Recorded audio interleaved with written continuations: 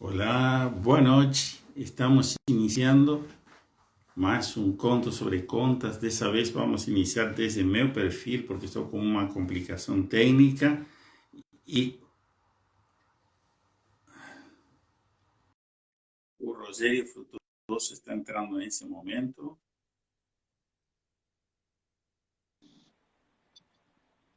Ô Rogério, tudo bem? Fala, meu querido, tudo bom?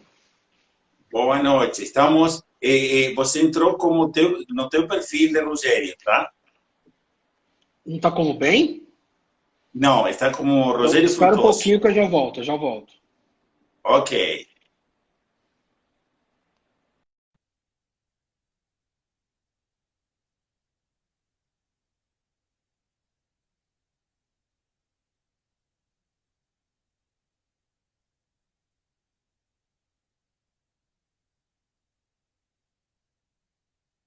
Boa noite a todos. Estamos reiniciando. O Rogério vai entrar desde o perfil do Bem Financeiro e começamos nosso conto sobre contas de hoje.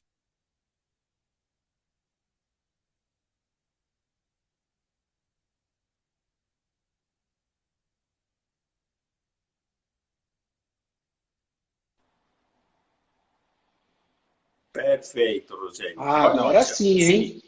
Agora tá valendo. vai com o teu. Bom, pessoal, boa noite. Sejam bem-vindos aí a mais uma live do Contos sobre Contas. Hoje um assunto polêmico, um assunto de novela, um assunto da vida real, um assunto tabu para uns, um assunto que é muito comum na vida de casais. Infelizmente, é um dos principais motivos aí de separação. E aí vai ser bem bacana o nosso bate-papo de hoje, porque nós temos já as informações dos demais contos sobre contos lá no YouTube. E esse aqui, com certeza, vai entrar na nossa coleção como um dos melhores aí, porque vamos falar de infidelidade. Mas aí a gente vai falar de infidelidade financeira, tá, pessoal? Aprecie com moderação, não vai rolar DR nem nada, mas a gente vai falar de fidelidade financeira. Quem tiver já presente, chame seus cônjuges, como fala meu amigo Sérgio Moro, e vai ser legal para vocês, não é para vocês discutirem, tá, pessoas? Aí três juntinhos, estamos aqui com o Silvio, nós somos planejadores financeiros, orientadores financeiros, e a nossa ideia aqui é ajudá-los a melhorar a sua vida financeira, inclusive como casal também, né, Silvio? Exatamente. Como você falou, é uma situação que nas consultas, nos atendimentos, é muito comum. É muito mais comum do que parece. E vocês vão ver depois no conto, após avaliarmos um pouco como é a situação, de que muitas vezes essa infidelidade não é feita de propósito. Sim, vocês se lembram que um caso que eu contei há uns encontros atrás sobre consumo compulsivo, essa consumidora compulsiva, sim, ocultava as despesas, mas ela fazia de propósito por causa dessa sua doença, vamos falar assim, dessa sua compulsão para o consumo.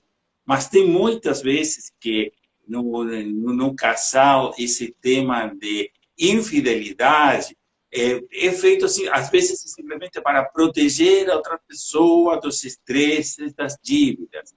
E muitas vezes esse não compartilhar acaba gerando mais problema do que se essa situação tivesse sido compartilhada desde o início. Sim, inclusive na segunda-feira, nós temos o Conto sobre Conto todas às 19h30. Às quintas-feiras também nós temos aí todas às 19h30. E na semana passada nós tivemos o conto do Edward, que remete também a essa questão de fidelidade financeira, que foi um caso da esposa administrar o orçamento doméstico e ela tinha outras fontes de renda, o pai dela dava uma força para ela, o marido destinava X valor para ela tomar de conta da despesa doméstica, ela se enrolou toda, ficou com bastante dívidas, foi fazer uma série de renegociações e ela não falava para o marido a situação que ela estava passando. Então, a infidelidade financeira é justamente essa questão da pessoa, tanto no fato de passar dificuldade ou também de ter investimentos que o casal não se comunica. Então, vocês vão perceber no nosso bate-papo de hoje que tem casos aí de o marido ou a esposa não compartilharem nem a renda, quanto cada um tem de renda. E também tem casos que um dos dois tem uma renda maior do que o do outro e não tem a proporção do orçamento. Então, vamos imaginar que uma pessoa do casal receba 3 mil por mês e uma outra pessoa receba 7 mil. É desproporcional os dois terem rendas tão diferentes e dividir o orçamento de casa ao meio, né? Então, isso também não deixa de ser uma certa infidelidade, porque é questão de empatia também.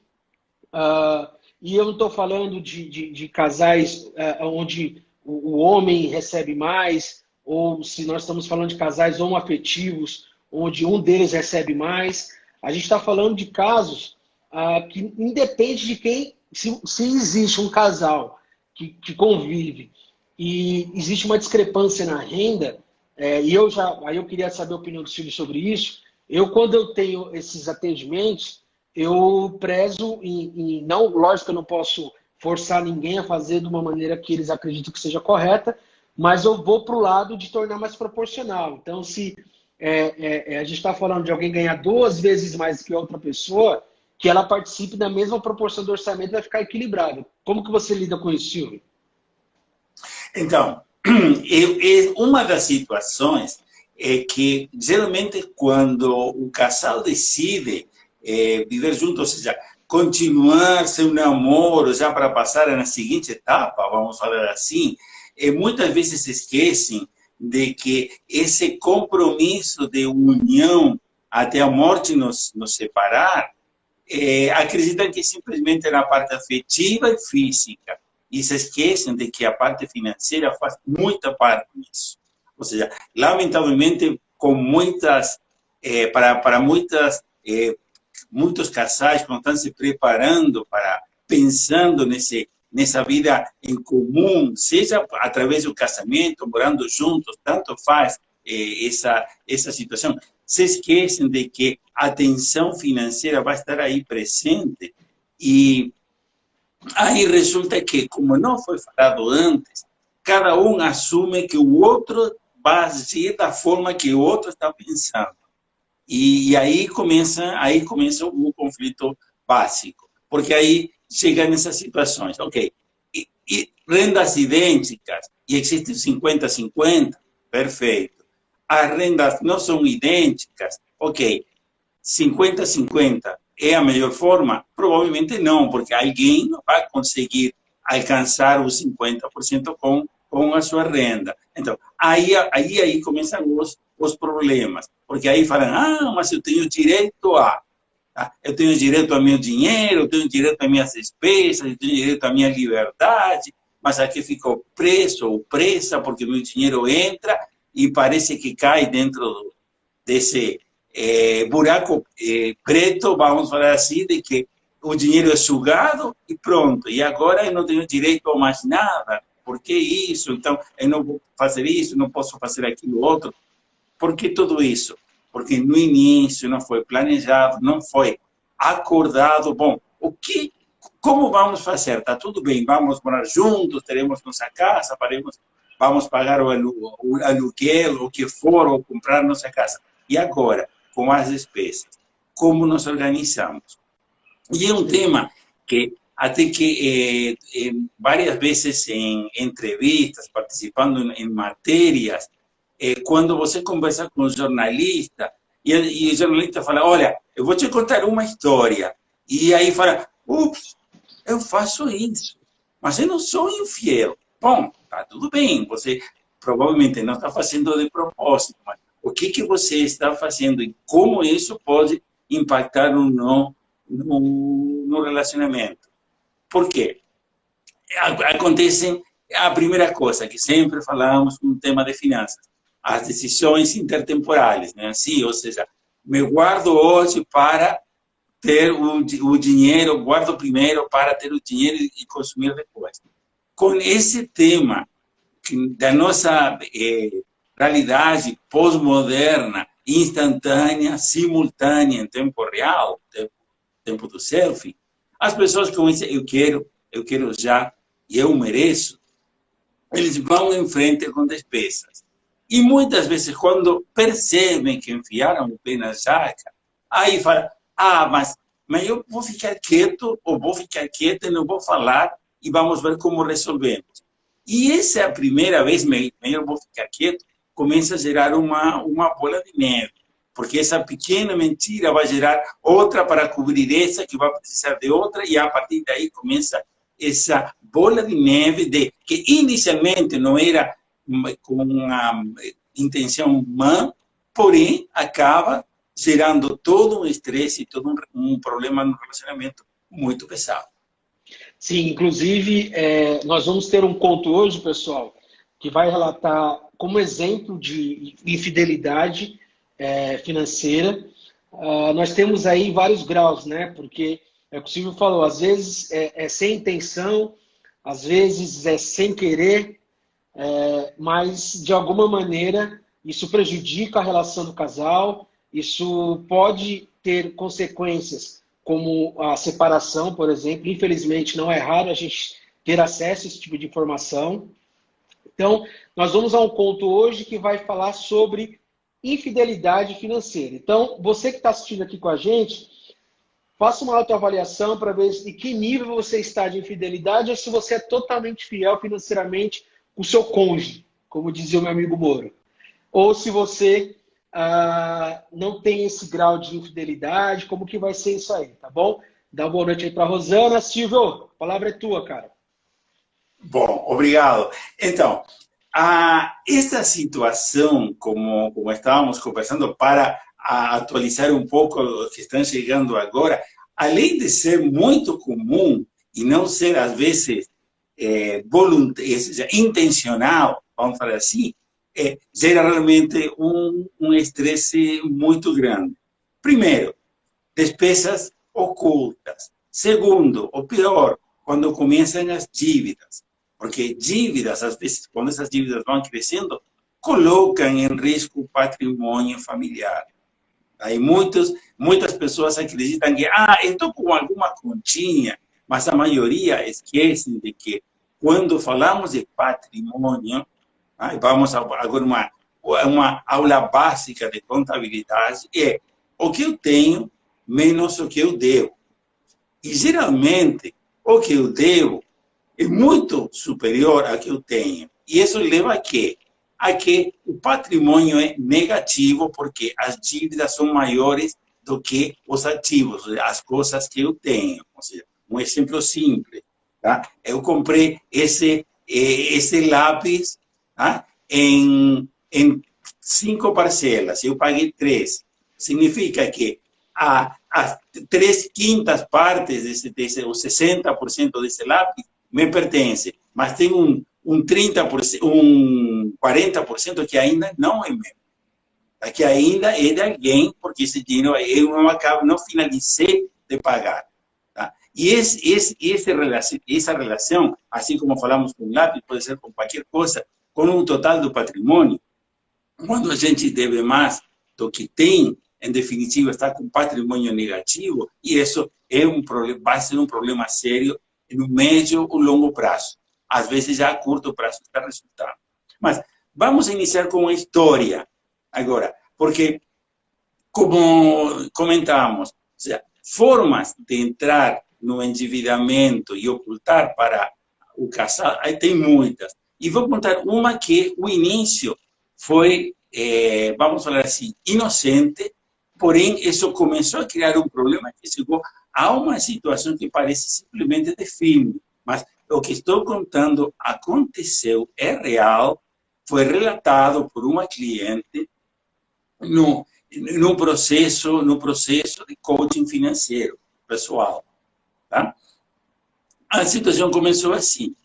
uma família na qual o esposo entregava à esposa o dinheiro mensal para fazer a administração das despesas da família. Ela pagava água, luz, todas as despesas, fazia as compras, e o marido estava nem aí, não se preocupava em que gastava nem como gastava. A responsabilidade estava 100% nas costas da esposa.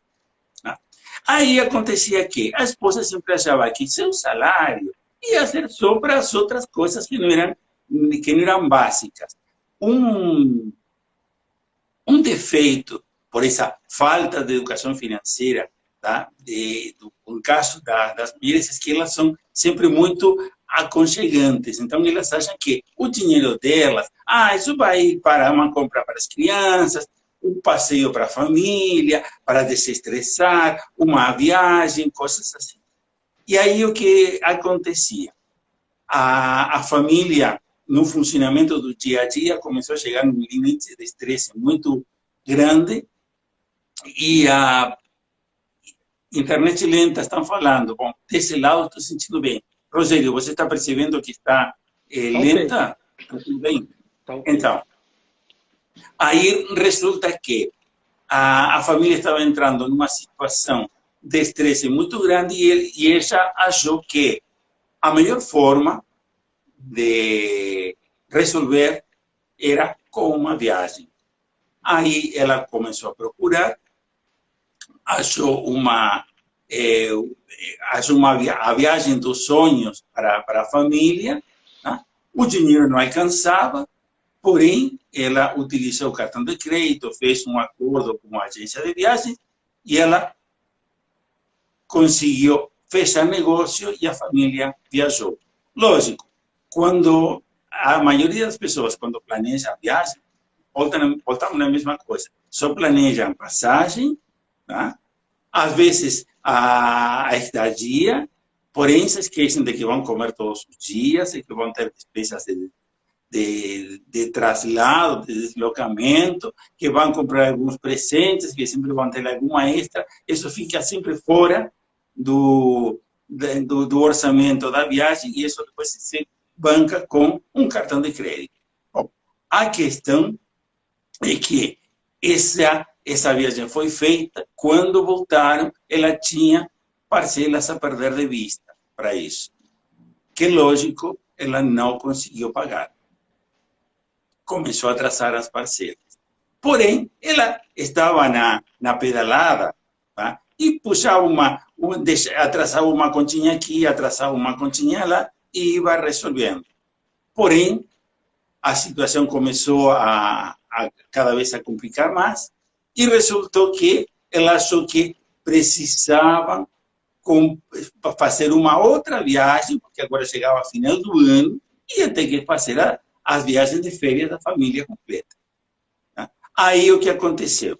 Eles, no momento, eles estavam pagando o aluguel e acabavam de finalizar, tá? De pagar a última parcela do carro. Ou seja, que estavam com o carro quitado. As despesas continuaram, a viagem foi feita, voltaram da viagem, a dívida aumentou e ela começou a chegar no limite que já estourou o limite do cartão, tá? Não tinha limite de cheque especial e precisou, de alguma forma, negociar com a gerente. Por quê? Porque o marido já falou, olha, eu vou te dar tanto e não vou te dar mais, porque você está gastando muito. Tá? Como não existia esse diálogo, ela decidia, vamos fazer tal coisa. O marido estava nem aí, dava o dinheiro, deixava o dinheiro aí, até que o momento falou, estamos gastando muito, você vai ter que gastar menos. Como ele não sabia de todas essas dívidas, aí o que aconteceu? Ela precisou negociar com o banco a ver como que fazia agora para pagar as contas, porque ela precisava de alguma forma ter algum dinheiro para mostrar para o marido de que o dinheiro dela, que era menor do que o salário do marido, existia, porque para ela, lógico, o salário dela caía na conta, e assim como caía na conta, saía. E ela não tinha nunca nada. E o marido sempre cobrando, você não está colaborando com as despesas, porque olha aqui, teu olerite está sempre zerado. Tá? Zerado por quê? Por as parcelas, mas para o marido isso não existia. Aí, qual foi a ideia da gerente? Eu não posso te dar você não tem empréstimo aqui no banco, tá? Não tem como conseguir um empréstimo.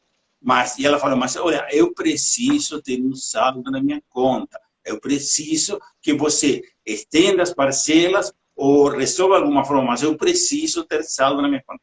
Não, você não vai ter saldo. Eu não posso te oferecer isso, porque eu não tenho como te resolver a tua situação.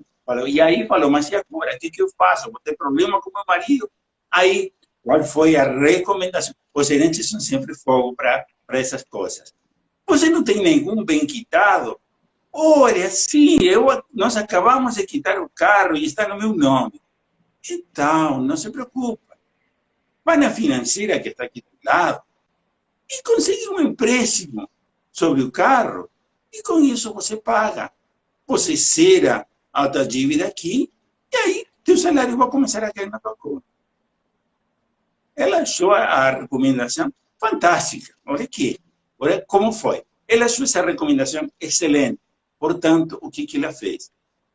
Ela foi, penhorou o carro, recebeu dinheiro, pagou sua dívida. Silvio, só um instante, por favor. Sim. Para quem está entrando agora, a gente está falando de fidelidade financeira entre os casais. E nós estamos, o Silvio está fazendo o conto aí de um casal que a esposa não contava qual que era a situação real da família, porque o marido não se importava muito em cuidar, deixou na mão dela e ela não cuidava bem.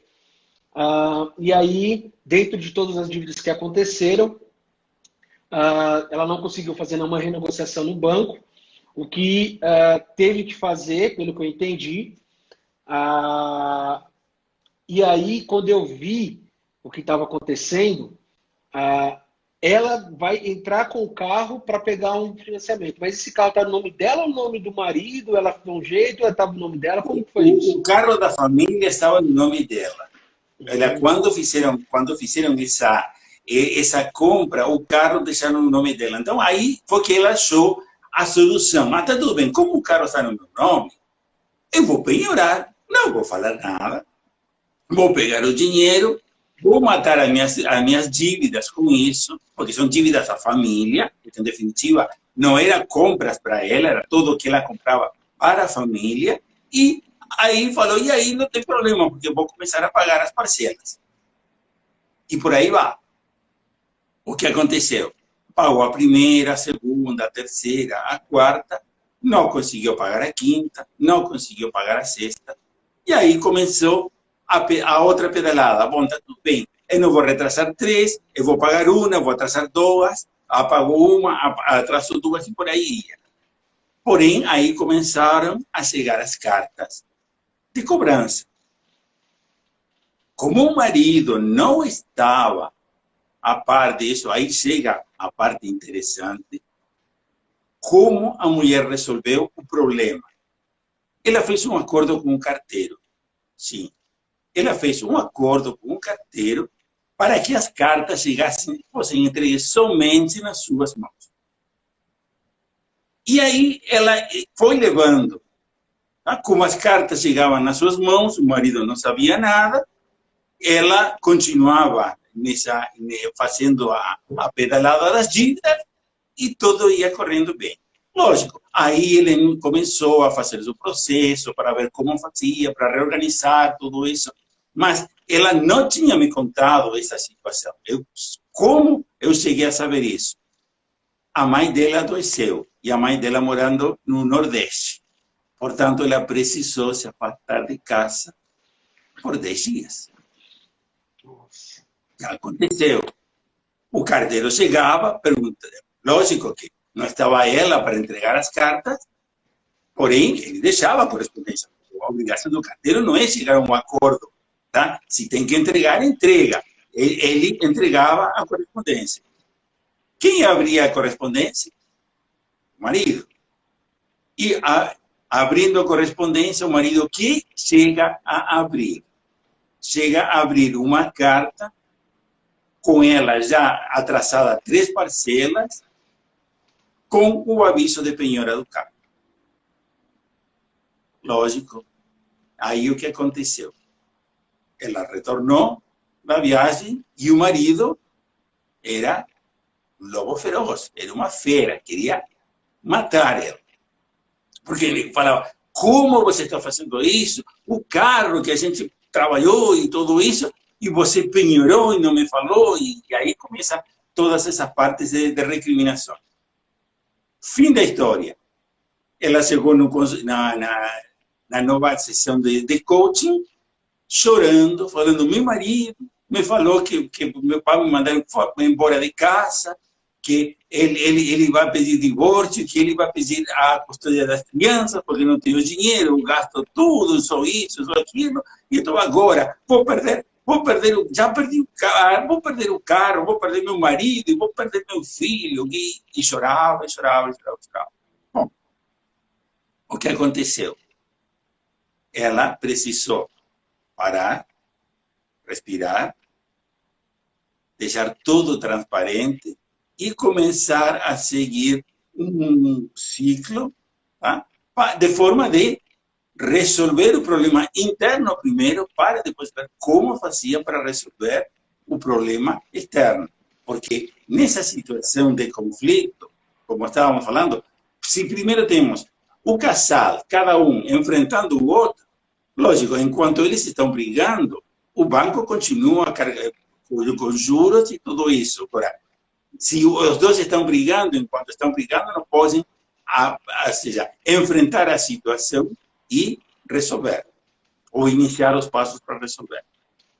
E aí, a moral da história, eles primeiro se colocaram na situação transparente, organizaram seu orçamento, negociaram e conseguiram sair em frente. Mas o problema dessa traição, nesse caso, foi simplesmente, olha, como eu não tenho muita responsabilidade, tá? Ou seja, eu tenho todas as responsabilidades por um lado de cuidar das despesas. Meu marido somente me dá dinheiro, eu resolvo. E vou poupar ele desses problemas. Até que um momento, a outra parte começa a cobrar, mas como já estava fora do circuito, tá? Para colocá-lo no circuito precisava reconhecer erros e tentou, de alguma forma, resolver sem reconhecer erros. Então, moral da história, se essa situação não ficar clara desde o início, a única coisa que vai dar é problema. E olha, acaba de entrar aqui, o doutor Rodrigo Canelas, tá? Que é o parceiro do bem financeiro também, há muito tempo, e conversando com ele já me comentou que no ano retrasado, 50% dos divórcios que ele tramitou foi por causa de finanças da família. 50%, cara. De todos os casos que ele dos divórcios que ele tratou, aproximadamente foram por problemas de finanças não resolvidos dentro da família. Legal. Eu queria entender aí nesse caso que você contou pra gente, que eu vi que, na verdade, a gente está falando aí de infidelidade financeira. Coincidente que na semana passada o Edward contou sobre um outro conto, né, mas que passava por esse prisma também, que também era outro exemplo de infidelidade financeira.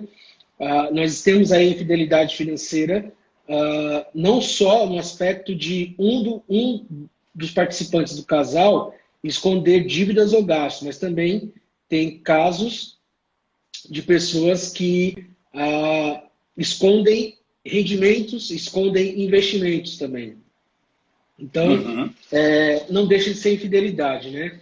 E é estranho você pensar como que você tem você e sua esposa, você e seu marido, como que convive, por exemplo, de uma maneira que uma coisa que é tão grave, né, no aspecto de ser um problema de dinheiro, um problema financeiro, e ficar escondido, porque às vezes duas cabeças pensam melhor do que uma, né? E é a questão do medo do julgamento, né? Então, lógico que você acabou de falar que uma das ações mais eficazes é não deixar que isso aconteça, né? Mas aí, na medida que já aconteceu, qual foi o roteiro de plano de ação que você fez com ela em relação a como ela poderia sair dessa situação? E você também comentou alguma coisa com ela em relação ao marido? Você deu uma força nisso aí também?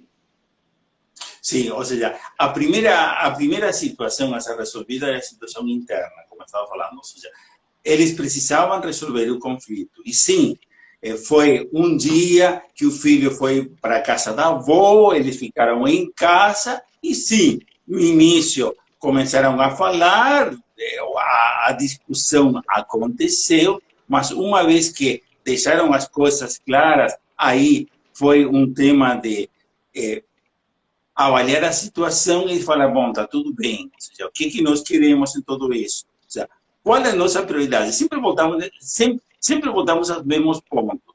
O que você quer para o curto, médio e longo prazo? Ok, nosso relacionamento.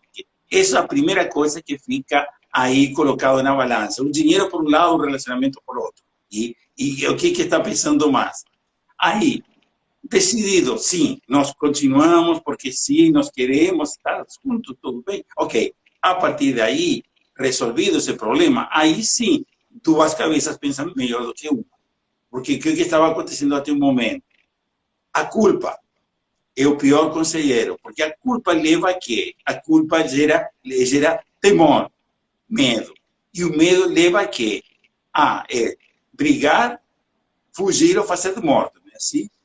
Então, qual seria o fugir ou fazer de morto nesse caso? Deixa quieto, a situação vai ficar por aí, eu vou resolver de alguma forma, aí aparece o super-herói, eu vou resolver e vou deixar a outra parte tranquila. Rogério está aí? Sim, aí está. Sim. Então, mas o que acontece nesse caso? Se o casal não parar para resolver primeiro isso, a situação financeira sempre vai ser consequência do que eles vão resolver. A resolução ou não dessa situação vai depender 100% da primeira parte. O que eu quero, o que nós queremos fazer com esse nosso relacionamento. A partir daí, sim, se faz um plano, se avalia o que se está ganhando, se avalia quais são as perdas, as despesas, se reduz, se faz uma redução de despesas, acorde, retirando primeiro todas aquelas despesas supérfluas, a partir daí se tenta reduzir, o que a partir daí se faz um fundo e se faz o processo que a gente faz e repite, de como pode ser para sair. Porém, se a equipe não está trabalhando junta, o resto não funciona. Tá. Uma coisa importante aí que a gente conversou sobre essa questão do planejamento financeiro, em relação também à questão de fidelidade financeira, é que as pessoas, quando elas são movidas pela culpa, elas ficam desesperadas, como você mesmo disse, né? E aí, quando ela foi até o banco, a gerente não deu uma solução viável para ela, já falou que teria que ser o carro, né? Ela foi fazer a questão pelo carro, mas o que me chama a atenção também, que eu acho que é importante, é que ela, nesse caso desse conto, a esposa se considerou culpada numa culpa que era de ambos, porque o marido falou, se vira com isso que eu não gosto de cuidar disso, jogou nas costas dela, para ela fazer o orçamento da maneira que ela achava. Muito provavelmente ela fez o melhor que pôde, depois se enrolou, mas ao mesmo tempo é mais fácil você criticar do que você fazer, né? Então a culpa é de ambos, porque nós temos um caso de alguém que estava cuidando de tudo e talvez não cuidou da melhor maneira, mas nós temos do outro lado alguém que simplesmente deixou para lá e não queria se aproximar do problema. Que aí quando você fala, né, de quando a pessoa tem problema, ela se finge de morto, tava lá o marido se fingindo de morto, e depois é fácil, você não soube cuidar de nada. Pô, e aí? Por que você não entra junto? Por que você não compartilha? Porque parte do tratamento de um caso desse, além de colocar as coisas no eixo em relação às finanças, tem que ter também essa relação mais equilibrada, porque o orçamento não pode se depender de uma pessoa só, no aspecto beleza, então se der merda, a culpa é sua, se for sucesso, beleza. Então, eu acho que por exemplo, eu acredito que você pode ter um responsável pelo orçamento, você pode estar tocando, deixa mais com você e tal, mas acho que tem que ter um feedback, a gente está bem, a gente não está bem, ou precisar de sua ajuda, ou não, mas está tudo bem, está tranquilo, porque quando alguém critica de fora porque ela fez errado, talvez o erro que ele não enxergou é que ele poderia estar contribuindo também, né? Claro, mas o que acontece nessas situações geralmente? Quando está presente o medo e a culpa, porque estavam em igual proporção, aí o que acontece? Vamos na parte comportamental. O nosso cérebro, quando não percebe saídas, imagina saídas. Porque se você para e com cabeça fria avaliasse a proposta da gerente, vai na financeira e penhora o carro por uma dívida, tá? Provavelmente que se você com assim cabeça fria, você não fala que sim e faz isso para mostrar, para sair da culpa e resolver tudo, tá? Então aí começam as questões, tá? Culpa, tá? Depois, por outro lado, está essa situação de pressão para resolver, tá? Medo de não dar certo e já estar pensando em todas essas outras situações. Juntamos essas três coisas e um conselho ruim, mas que pode ser uma saída, ou seja, para ela não existiam escolhas. Para ela foi essa ou essa. Não foi outra. Então, portanto, ela não parou para pensar, agiu e foi pior, porque se estava ruim, a coisa piorou mais.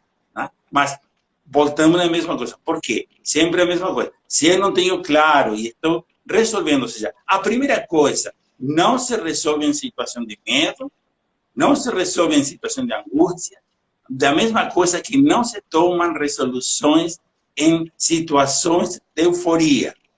Ou seja, dois extremos. Por quê? Nessas situações extremas, o cérebro nunca resolve de forma correta.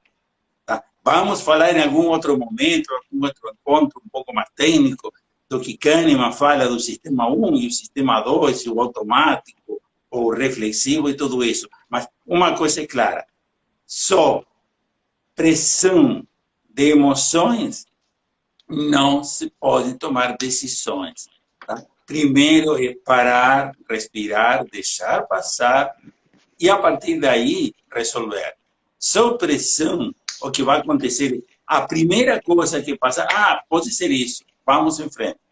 E às vezes a situação, tá? Ou seja, o remédio fica pior do que a doença. Tá? Por isso que é muito importante para todos. Sim, resolver tema financeiro é importante, porém, quando fazemos todos os nossos processos, nós focamos muito mais nas condutas. Eu tenho clientes que me falam, Silvio, já levamos 3 encontros e as minhas contas estão aí. E estou adorando poder falar do que? Como que eu negocio com o meu comprador interno? Como que eu faço para falar, ir contra essa voz que me fala, faça, mas eu não posso, mas sempre vamos dar um jeito. Ou seja, nós falamos sempre muito mais de condutas, de hábitos, do que do dinheiro, porque dinheiro é sempre consequência do que a gente faz. Legal, show de bola. Bom, o aprendizado de hoje, pessoal, dentro de vários outros fatores, é que quando você tem um problema com dívida, por exemplo, você tendencialmente já fica com a culpa.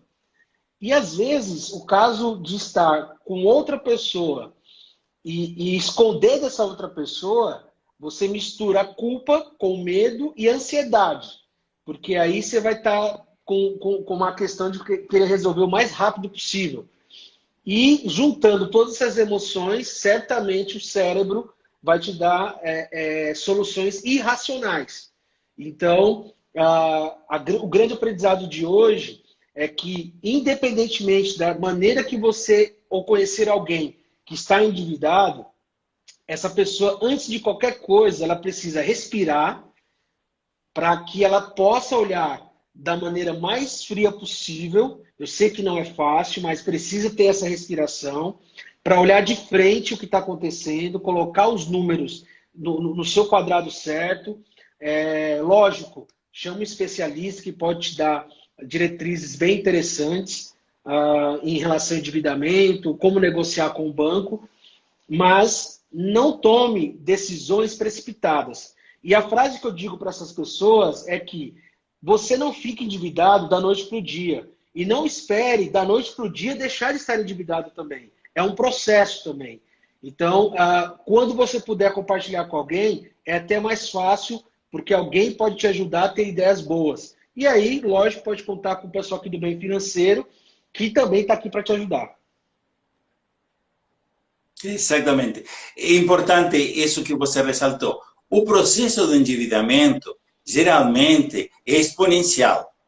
Tá? Ou seja, por quê? Porque nós trabalhamos com juros sobre juros, não é assim? Então, o processo de endividamento é exponencial, ou seja, o crescimento é muito elevado. Agora, o processo para sair do endividamento é muito, muito devagar.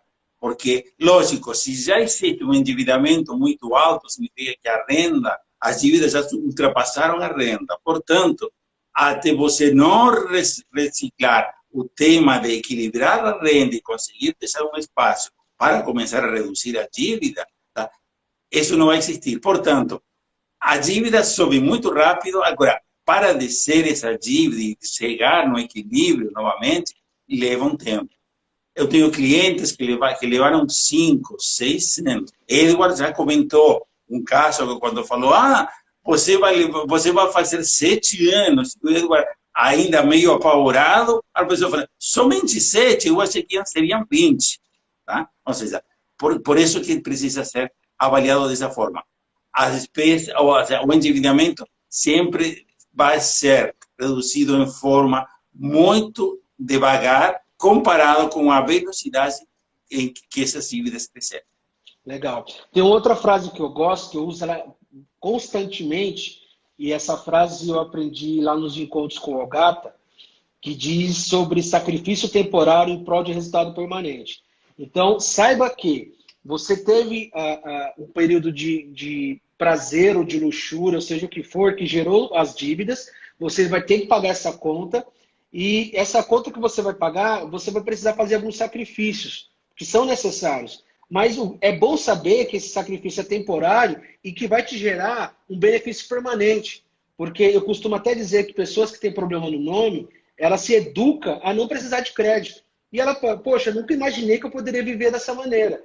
Então, são questões de aprendizado, são questões que a gente, assim, no Conto sobre Contos, nosso objetivo é gerar um aprendizado. O aprendizado de hoje, entre outras coisas, é não tome decisões precipitadas, respire. Se você se sentir impulsionado, se você se sentir pressionado, não toma decisão. Você não está com o sentimento correto para tomar uma decisão. E se caso você for tomar uma decisão, mesmo pensando friamente e tudo mais, não deixe de pesquisar e ver várias opções, pelo menos 3 opções diferentes. Porque existe um leque de opções e nós, como somos procurados, o que acontece muito é dela falar, nossa, eu não tinha pensado nisso. E aí eu tenho uma brincadeira que eu faço, né? Ainda bem, né? Porque senão eu estava desempregado. Então, é importante tomar a iniciativa, respirar e olhar de frente o problema, porque sem fazer isso, sem encarar isso de frente efetivamente, esse problema não vai sair da sua frente.